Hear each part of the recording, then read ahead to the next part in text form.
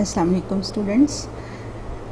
हमने अपने previous lecture में डिस्कस किया what are oscillators. Oscillator is that type of circuit which provides periodic wave form at its in output with DC supply at its input. फिर हमने देखा कि दो तरह के ऑसिलेटर्स होते हैं, sinusoidal and non sinusoidal. Sinusoidal oscillators में आपके पास फीडबैक ऑसिलेटर्स आ जाते हैं, जबकि नॉन साइनोसाइडल में आपके पास रिलैक्सेशन ऑसिलेटर आते हैं। फिर फीडबैक ऑसिलेटर्स में जो हम वो फीडबैक ऑसिलेटर्स जिनमें हम आरसी सर्किट से फीडबैक लेते हैं उनमें हमारे पास वेन ब्रिज ऑसिलेटर आ जाता है और आरसी फेज शिफ्ट ऑसिलेटर आ जाता है। तो आज हम इसमें से जो डिस्कस करेंगे वो है the Wien bridge oscillator. One type of sinusoidal feedback oscillator is the Wien bridge oscillator. A fundamental part of the vein bridge oscillator is a lead lag circuit। ठीक है, यानी इस वेन ब्रिज ऑसिलेटर का जो fundamental part है वो एक lead lag circuit है। अब ये लीड लैग सर्किट किसे कहते हैं?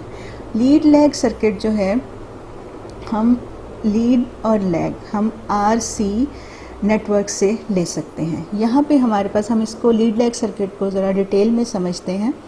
यहाँ पे हमारे पास ये हम इनपुट दे रहे हैं और ये इनपुट जो है ये एक रेजिस्टर है R1, फिर साथ में एक कैपेसिटर है C2, उसके बाद एक कैपेसिटर है C1 और फिर रेजिस्टर है R2। अब इसमें अगर हम देखें तो R1, C1, R2 and C2 ये दो RC सर्किट्स जो हैं they are connected to form a network. अब आपको इनपुट आप यहाँ पे देंगे और आउटपुट आपको फाइनली यहाँ पे मिलेगी।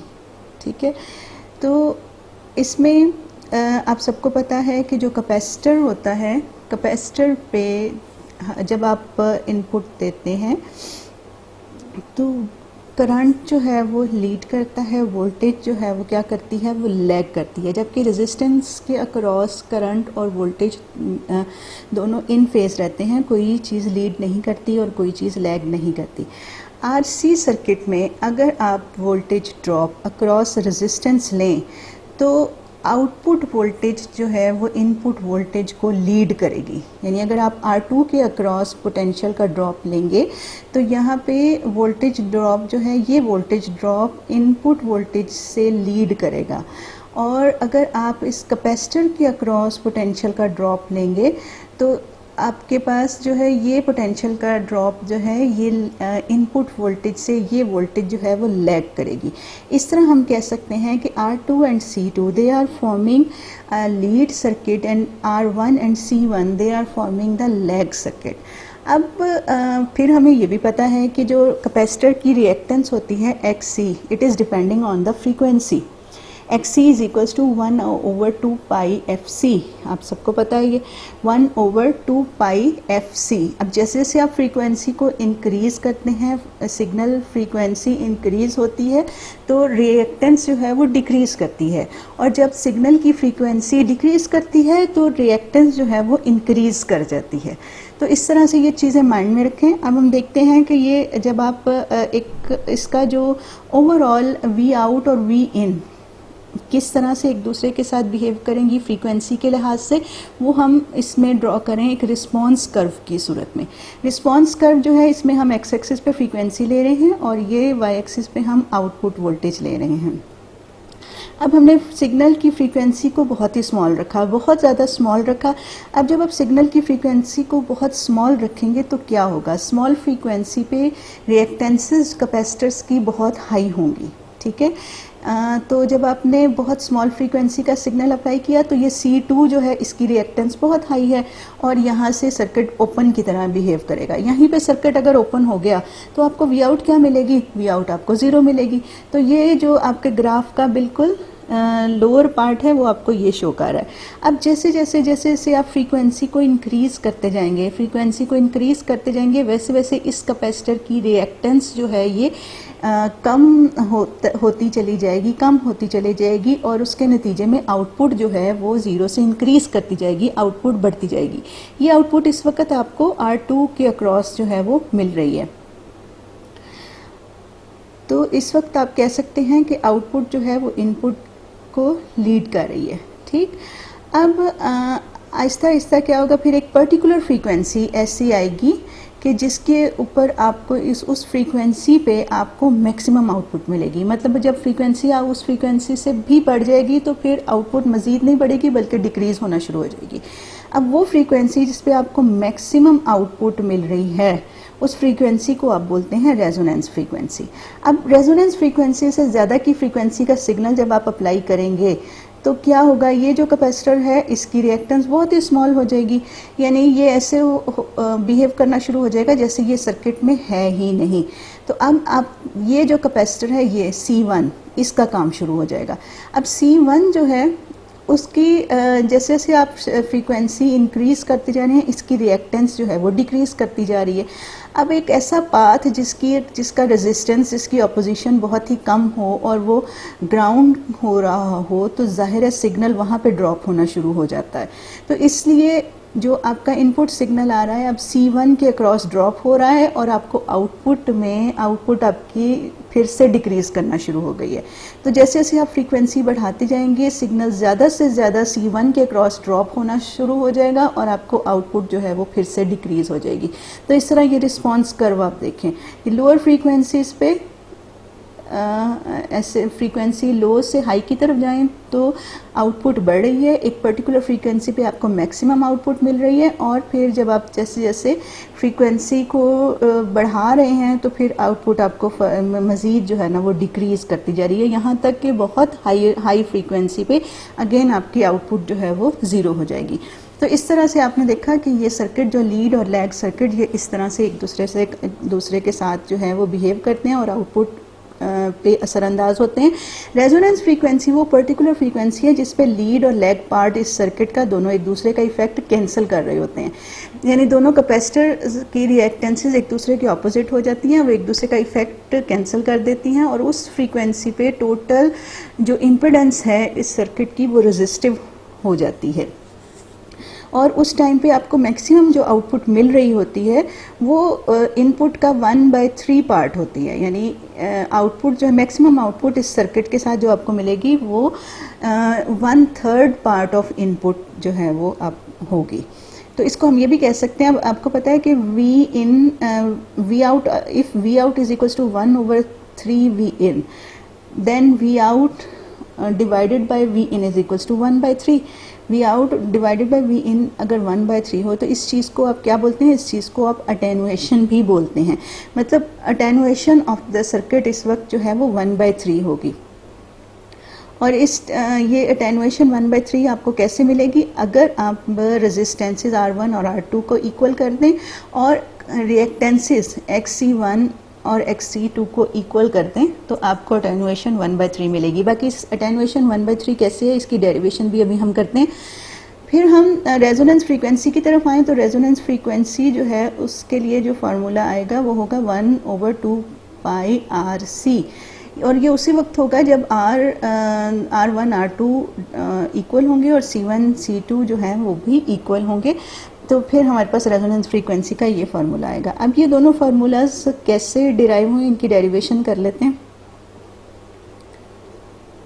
जी, यहाँ पे हमने क्या किया है कि यहाँ पे जो लीड लैग सर्किट था उसको मैंने रीड्रॉ किया, लेकिन थोड़ा सा इनके नेमिंग चेंज कर दिए हैं ताकि आपको थोड़ा सा ना कैलकुलेशन में आसानी हो जाए। मैंने ये किया है कि इस में मुझे इनपुट से आउटपुट की तरफ जाना है। इनपुट से आउटपुट की तरफ मैं अब मेरे पास एक आर्म ये है जिसमें इस बाजू में R1 और C1 ये दोनों सीरीज़ में अटैच्ड हैं और इस तरह से इधर इस आर्म में C2 एंड R2 ये दोनों एक दूसरे के साथ पैरेलल हैं। तो मैंने थोड़ा सा नेमिंग यहाँ पे चेंज कर दी हैं ताकि कैलकुलेशन की वजह से। अच्छा, अब ये जो सीरीज़ पार्ट है इस सारे नेटवर्क का सीरीज़ पार्ट है इसको मैं अलग कंसिडर करूँगी और ये जो पैरेलल पार्ट है इसको मैं अलग कंसिडर करूँगी। ये जो सीरीज़ पार्ट है इसकी टोटल इम्पीडेंस क्या है Z1 और ये जो पैरेलल पार्ट है इसकी टोटल इम्पीडेंस को हम ले लेंगे Z2। तो अब हमने अटेनुएशन कैलकुलेट करनी है, तो सबसे पहले जो है हमारे पास टोटल इम्पीडेंस Z1, ये क्या होगी R1 माइनस आयोटा XC1। अब इसमें आपको पता है कि जो हमारे पास कैपेसिटर होता है उसको जब हम इम्पीडेंस उसकी फॉर्म में लिखते हैं तो चूँकि फेज का डिफरेंस आता है, इसलिए हम उस फेज डिफरेंस को कंपनसेट करने के लिए कैपेसिटर की जो इम्पीडेंस है उसमें हम इमेजिनरी पार्ट भी इंक्लूड करते हैं। तो टोटल इम्पीडेंस जो है वो आपके पास इस तरह से आती है, क्योंकि ये सीरीज़ में इसको आप ऐसे भी लिख सकते हैं कि XC1 ओवर आयोटा। बाज़ बुक्स में या बाज़ आपने पढ़ा होगा वो XC ओवर आयोटा, जो 1 ओवर आयोटा को -1 भी लिखा जा सकता है, तो उस लिहाज से मैंने लिख लिया। बाकी समझिए कि दो कंपोनेंट अगर सीरीज़ में है तो एक दूसरे में उनकी टोटल जो इम्पीडेंस है वो कैसे बनती है, उनको ऐड करके बनती है। तो एक हो गया रेजिस्टेंस R1 और दूसरी होगी impedance reactance minus iota XC1, दोनों ऐड हुए तो ये बन गया R1 minus iota XC1 that is equals to Z1। ठीक है, अब आ जाए पैरेलल कॉम्बिनेशन। अब इसी तरह आपके पास ये दो चीज़ें हैं, ये है R2 और ये है XC2। ये R2 और XC2 की रिएक्टेंस होगी माइनस आयोटा XC2। तो इन दोनों का आप पैरेलल के हिसाब से फार्मूला इक्विवेलेंट आप इसकी इम्पीडेंस ले लें, जैसे आप पैरेलल का फार्मूला लगाते हैं। तो ये मैंने ले लिया Z2 equals to 1 over R2 plus 1 over minus iota XC2, और साथ में इसका इन्वर्स इसलिए ले लिया क्योंकि ये होता है 1 ओवर Z2, ये आपको पता ही है। तो इसको सॉल्व किया तो हमारे पास ये चीज़ आ गई। अब अटेनुएशन ऑफ द सर्किट क्या होगी, यहाँ पे जितना इसके अक्रॉस जितना वोल्टेज ड्रॉप है, और जैसे आप वोल्टेज डिवाइडर रूल में करते हैं बिल्कुल सेम उसी तरह Z2 divided by Z1 plus Z2, ये अटेनुएशन B इक्वल है।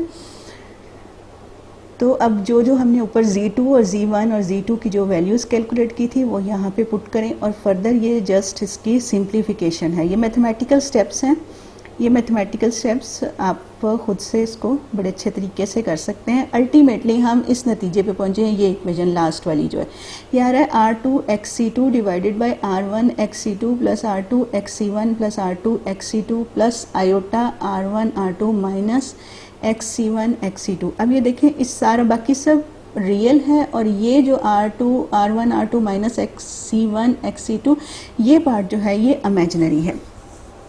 तो इमेजिनरी पार्ट हम उस वक्त इंक्लूड करते हैं जब हम लीड और लैग का कॉन्सेप्ट हमारे पास हो। अब अगर हम रेजोनेंस फ्रीक्वेंसी की बात करें तो उस पॉइंट पे कोई भी चीज़ लीड और कोई नहीं कर रही होती और कोई भी चीज़ लैग नहीं कर रही होती, तो इसका मतलब है कि अगर हम रेजोनेंस फ्रीक्वेंसी पे जाएं तो इस पार्ट को इक्वल टू 0 होना चाहिए। तो हम इमेजिनरी पार्ट को इक्वल टू 0 पुट करेंगे तो हमारे पास ये आ गया, यानी कि हमारे पास ये आ रहा है R1 R2 equals to 1 over omega C1 into 1 over omega C2 equals to 1 over omega square C1 C2।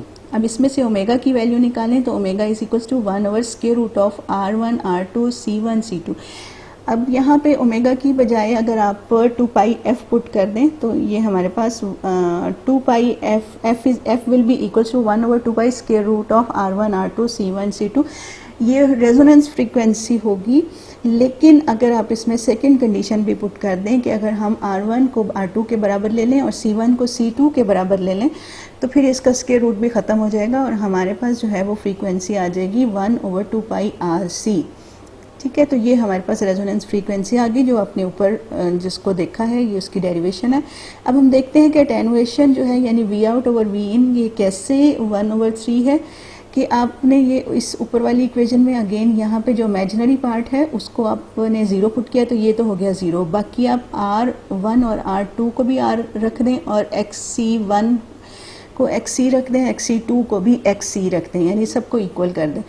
तो फिर ये कैंसिल होके आपके पास फाइनली ये कैंसिल हो गया और कैंसिल होके आपके पास अटेनुएशन ऑफ द सर्किट आ गई 1/3। तो ये आपकी जो डेरिवेशन थी ये हमने अलग से कर ली। अब आगे हम दोबारा से अपने टॉपिक की तरफ। हमारा जो टॉपिक वेन ब्रिज सर्किट का है उसका बेसिक सर्किट डिस्कस करते हैं। इसमें वर्ड आया है bridge circuit, Wheatstone bridge circuit आपने पढ़ा हुआ है जिसमें 4 रेजिस्टेंसेस एक दूसरे के साथ कंबाइन होते हैं और सेंटर में जो है गल्वानोमीटर अटैच्ड होता है। अब यहाँ पे भी जो वेन ब्रिज सर्किट का कॉन्सेप्ट है ये वहीं से आया है और ये वेन ब्रिज सर्किट में भी 4 रेजिस्टेंसेस हैं, जैसे कि यहाँ पे आप देखें ये ब्रिज की फॉर्म में ये है, इसमें एक रेजिस्टेंस है R1, एक है R2, ठीक है। और इधर सामने की साइड पे ये देखिए R4 और ये आ गया आपका R4 and this is C1, और यहाँ पे आ गया R3 एंड C2। यानी ये जो आपका वो लीड लैग सर्किट ये सीरीज वाला पार्ट है और ये जो है ये पैरेलल पार्ट है, ठीक है। ये लेकिन ये चारों रेजिस्टेंसेस जो हैं ये एक दूसरे के साथ एक ब्रिज की फॉर्म में अटैच हैं, और ये जो ब्रिज है इसकी एक इन दोनों रेजिस्टेंसेस का जो सेंटर है वो अटैच है एक ऑपरेशनल एम्पलीफायर के नेगेटिव टर्मिनल के साथ, और जो दूसरी साइड के रेजिस्टेंसेस हैं उनका सेंटर अटैच है ऑपरेशनल एम्पलीफायर के पॉजिटिव टर्मिनल के साथ। तो इसलिए इसको एक ब्रिज सर्किट भी कहते हैं, यानी वेन ब्रिज सर्किट इसलिए इसको बोलते हैं।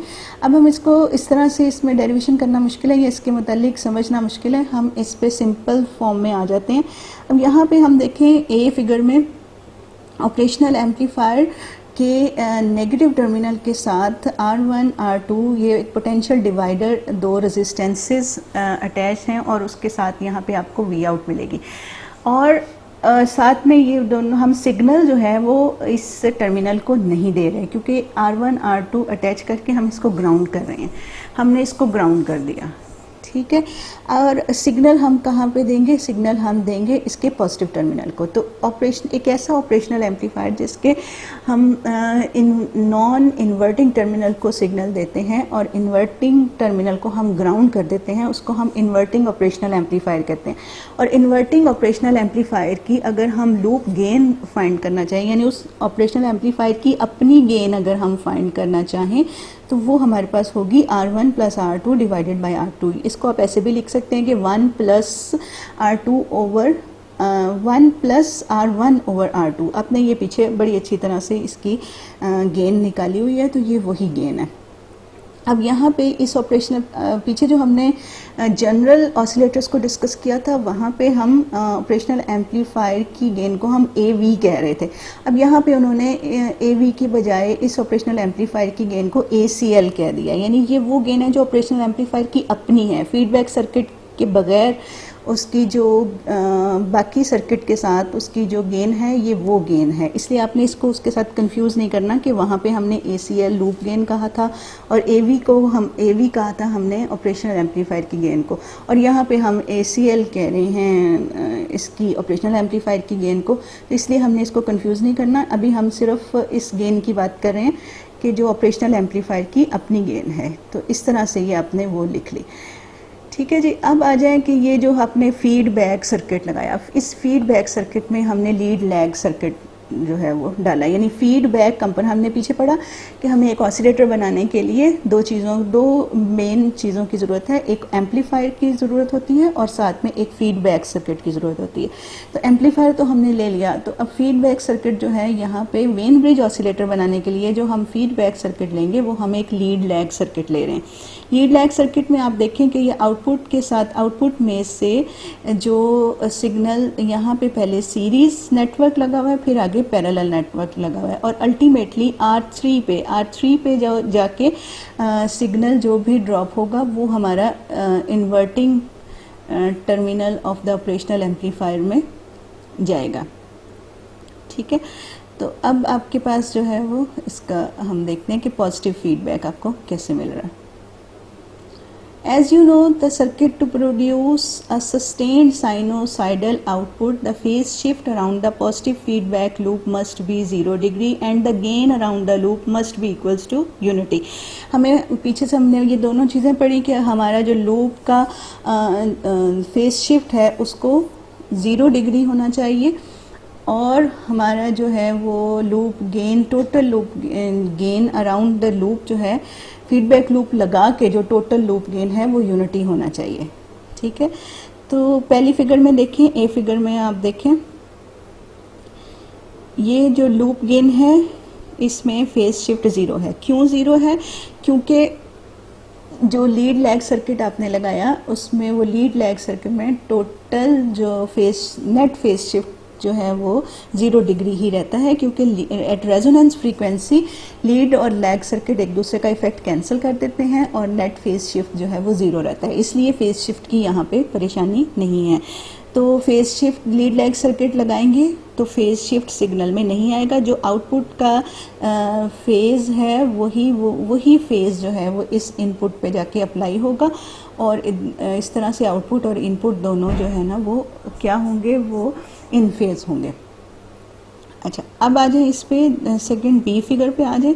बी फिगर में हमने ऊपर कैलकुलेट किया, हमने ऊपर कहा कि जो R1 और R2 के साथ जो आपका लूप गेन है वो क्या होना चाहिए, 1 प्लस R1 ओवर R2, और इन दिस केस वो 3 होना चाहिए। वो 3 क्यों होना चाहिए, क्योंकि जो अटेनुएशन ऑफ द सर्किट है, अटेनुएशन जो है वो इस लूप का गेन है, इस लूप का गेन, यानी इस लूप की वजह से जो आउटपुट डिवाइडेड बाय इनपुट है दैट इज़ अटेनुएशन, और वो हमने डिराइव की है, दैट इज़ इक्वल्स टू 1/3। अब अगर हमारे पास अटेनुएशन 1/3 है तो इस ऑपरेशनल एम्पलीफायर का जो पहले अपना गेन है वो उसको 3 होना चाहिए। क्यों 3 होना चाहिए कि 1/3 मल्टीप्लाई बाय 3 एक दूसरे 3 को कैंसिल करेगा और टोटल लूप गेन जो है ना वो 1 आ जाएगा। हम ऊपर पढ़ के आए हैं कि यूनिटी लूप गेन होना चाहिए, और यूनिटी लूप गेन किस तरह से बनता है कि loop gain is equals to operational amplifier का गेन मल्टीप्लाई बाय अटेनुएशन। तो अगर ऑपरेशनल एम्पलीफायर का गेन और अटेनुएशन एक दूसरे के रेसिप्रोकल होंगे तो एक दूसरे को कैंसिल कर देंगे और आंसर जो है वो 1 के इक्वल आएगा। तो इसका मतलब है कि हमें इस तरह का सिस्टम हमने लीड लैग सर्किट तो लगा लिया, लीड लैग सर्किट से हमें अटेनुएशन तो 1/3 मिल गई। तो अब हमें ऑपरेशनल एम्पलीफायर की सेटिंग इस तरह से करनी है कि हमें ऑपरेशनल एम्पलीफायर की जो गेन है वो 3 के इक्वल मिले। तो वो हम देखते हैं कि वो हम कैसे अचीव करेंगे। यहाँ पे देखें, अब हमें ऑपरेशनल एम्पलीफायर का गेन चाहिए 3, तो वो 3 गेन हमें कैसे मिलेगा। आप ऐसा करें कि ये जो ACL का फार्मूला है वो आपने ऊपर जो बनाया R1 plus R2 divided by R2, इसको आप रख लें 3 के इक्वल, ठीक है। अब ये 3 के इक्वल कैसे आएगा,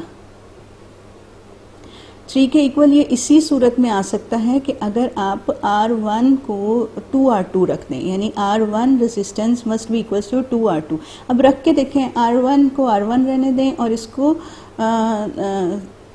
2R2 रख दें, R1 को 2R2 रख दें और इसको R2 ही रहने दें, तो ये क्या बन जाएगा 3R2 डिवाइडेड बाय R2, ठीक है। तो R2 से कैंसिल हो गया, दैट इज इक्वल्स टू 3। यानी ये कंडीशन अगर हम ले आए कि R1 is equals to 2R2, जो रेजिस्टेंसेज आपने ये साथ में पोटेंशियल डिवाइडर जो आपने लगाए हुए हैं R1 और R2, इनकी वैल्यूज एडजस्ट इस तरह से करनी है कि ये ऑपरेशनल एम्पलीफायर का जो गेन है अपना वो 3 के इक्वल आए, ठीक है। ये सारे तो सर्किट से मुतल्लिक बातें थी और उनकी कंडीशन थी। अब ये है कि स्टार्टअप कंडीशन कैसे हमने इस ऑसिलेटर को अब हमने वर्क करवाना है, तो वर्क कराने के लिए हमें इसको कैसे, इसकी स्टार्टिंग कैसे करनी है। Initially the close loop gain of the amplifier itself must be more than 3। हमारा जो लूप गेन है एम्पलीफायर का, इनिशियली उसको 3 से लूप गेन जो ऑपरेशनल एम्पलीफायर की अपनी गेन है उसको 3 से इनिशियली ज़्यादा होना चाहिए। अब अगर हमने इसको 3, अगर हम R1 और R2 को फिक्स कर देंगे तो फिर तो हमें 3 ही गेन मिलेगा। इसलिए हम यहाँ पे फिगर में देखें, हमने क्या किया, हमने R2 को वेरिएबल कर दिया। हम इसको स्लाइटली जो है वो चेंज करेंगे और हम ऑपरेशनल एम्पलीफायर का जो गेन है वो 3 से ज़्यादा रखेंगे। आपने पीछे भी पढ़ा था कि इससे ये होगा कि ऑपरेशनल एम्पलीफायर का गेन 3 से ज़्यादा होगा तो ये लूप गेन, जो टोटल लूप गेन है, ये 1 से थोड़ा सा ज़्यादा होगा। तो हमें किसी भी ऑसिलेटर को स्टार्ट करने के लिए क्या करना पड़ता है कि लूप गेन जो उसका है उसको 1 से थोड़ा सा ज़्यादा रखना पड़ता है। अब जब 1 से ज़्यादा होगा तो सिग्नल आहिस्ता आहिस्ता बिल्डअप होगा, इसका एम्पलीट्यूड आहिस्ता आहिस्ता बढ़ेगा और अल्टीमेटली जब हमें हमारा डिज़ायर्ड एम्पलीट्यूड का सिग्नल मिलना शुरू हो जाए तो हम R2 को एडजस्ट इस तरह से कर देंगे कि हमें जो टोटल लूप गेन है इस सर्किट का वो 1 के इक्वल हो जाए, यानी जो ऑपरेशनल एम्पलीफायर का अपना गेन है वो 3 हो जाए और जो लूप का गेन है वो 1 हो जाए। तो इस कंडीशन पे आके फिर हमें एक मुस्तकिल, एक कंटिन्यूस जो है वो आउटपुट हमें मिलती जाएगी, जिसकी एक कंटिन्यूस गेन हमें जो है वो मिलती चली जाएगी। अच्छा, अब आगे ये है कि इसको हम इस तरह से भी कर सकते हैं कि ये हमने बैक टू बैक दो जीनर डायोड्स लगा दिए हैं। ये जीनर डायोड्स लगा के और एक R3 सर्किट R3 रेजिस्टेंस हम इसके साथ सीरीज़ में भी लगा रहे हैं, तो इससे भी हमें कुछ ना कुछ जो है वो फ़ायदा होगा। Initially a small positive feedback signal develops from noise और टर्न ऑन ट्रांजिएंट्स। हमारे पास जो पॉजिटिव फीडबैक सिग्नल है वो नॉइज़ से भी डेवलप हो सकता है, और जब आप पावर सप्लाई ऑन करते हैं तो उसके जो ट्रांजिएंट करंट्स होते हैं उनसे भी हमारा सिग्नल जो है वो इसको सिग्नल मिल जाएगा। The lead lag circuit permits only a signal with frequency equal to FR। अब वो जो सिग्नल मिलेगा उसमें बहुत सी फ्रीक्वेंसीज हो सकती हैं, तो लीड लैग सर्किट जो है वो सिर्फ उस सिग्नल को रिस्पॉन्स करेगा जिसकी फ्रीक्वेंसी जो है उस सर्किट की रेजोनेंस फ्रीक्वेंसी के इक्वल है होगी, और इस तरह से वो सिग्नल जो है वो इन फेज नॉन इन्वर्टिंग इनपुट के साथ इन फेज हो जाएगा। This feedback signal is amplified and continually reinforced. ये जो सिग्नल आपका होगा फीडबैक, ये ऑपरेशनल एम्पलीफायर इसको एम्पलीफाई करेगा और फिर हमें एक मुस्तकिल जो है रीइंफोर्स्ड सिग्नल जो है वो मिलता चला जाएगा, resulting in a buildup of the output voltage when the output signal reaches the zener breakdown. अब ऐसा हुआ कि हमारा जो आउटपुट सिग्नल है वो जीनर ब्रेकडाउन, उसकी वोल्टेज इंक्रीज ज़्यादा कर गई, जो हमारी लिमिट से ज़्यादा हमें इतना नहीं चाहिए थी, हमें इतना सिग्नल नहीं चाहिए था, लेकिन उसका सिग्नल जो है वो ज़्यादा होना शुरू हो गया, और वो ज़्यादा सिग्नल होने की वजह से जीनर डायोड्स जो हमने लगाए हैं उनकी ब्रेकडाउन वोल्टेज आ गई।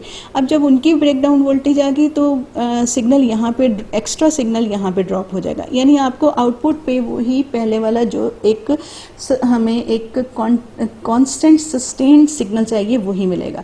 मतलब क्या कि आपने यहाँ पे सिग्नल को बिल्डअप करने के लिए आपने यहाँ पे वेरिएबल R2 लगाया, यानी रेजिस्टेंसेस में वेरिएबल R2 लगाया, और उसके बाद आपने जो सिग्नल जो है उसका एम्पलीट्यूड एक हद से ना बढ़ जाए उससे बचने के लिए हमने ये दो back to back zener diode लगाए हैं, ताकि हमारा सिग्नल जो है हमें एक कांस्टेंट एम्पलीट्यूड का सिग्नल आउटपुट में मिलता चला जाए। और इस तरह से ये 2-3 तरह के सर्किट्स लगा के हम जो है हम अपना डिज़ायर्ड जो है हमारे पास आउटपुट हमारे पास डिज़ायर्ड आउटपुट हमें मिलती चली जाएगी।